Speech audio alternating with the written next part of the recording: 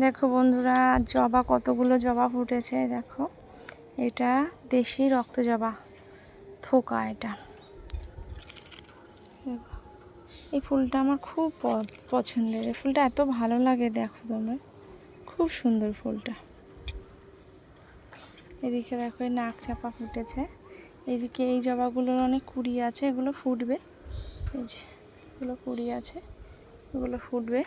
খুব সুন্দর ফুল ফুটেছে, দেখো কত কুড়ি হয়ে ভরে গেছে গাছে কুড়ি।